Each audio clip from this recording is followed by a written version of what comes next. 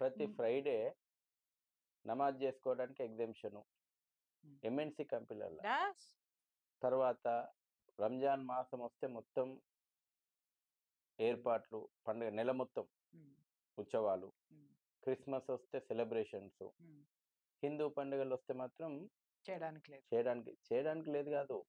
కనీసం పండుగ పూట గూడా బొట్టు పెట్టుకొని పోతందుకు వీల్లేదు. గాజులేసుకొని ట్రెడిషనల్ ఆ! పోతందుకు ఉండడానికి. ట్రెడిషనల్ డ్రెస్‌లో పోతందుకు వీల్లేదు. హ్మ్.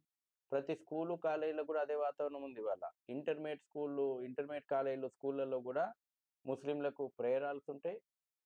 మిగతా వాళ్ళకి అన్ని వాళ్ళ మతాచారాలు పాటించొచ్చు గానీ, హిందూ పిల్లలు గాజులేసుకొని పోవద్దు, బొట్టు పెట్టుకొని పోవద్దు, పూలు పెట్టుకొని పోవద్దు. ఇక్కడి నుంచే సంస్కృతిని విధ్వంసం జేయడం స్టార్ట్ అయింది. మరో పక్కన ఈ సెక్యులర్ రాజకీయాలు. సెక్యులర్ రాజకీయాలు గూడా గ్లోరిఫై జేస్తున్నాయి చరిత్రను, వక్రీకరిస్తున్నాయి.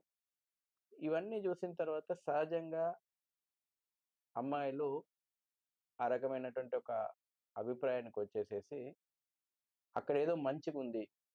ప్రేమ, సమానత్వము అంటే అక్కడే దొరుకుతది. ఒక పక్కన మనం మన మీద విషం నూరిపోస్తిమి. అక్కడ దాని గురించి పెద్దగా జెప్తిమి. అది జేసిన తప్పులన్నీ గూడా హిందుత్వానికి అంటగట్టి యెస్. చెప్తిమి. ఎగ్జాక్ట్‌లీ అండి.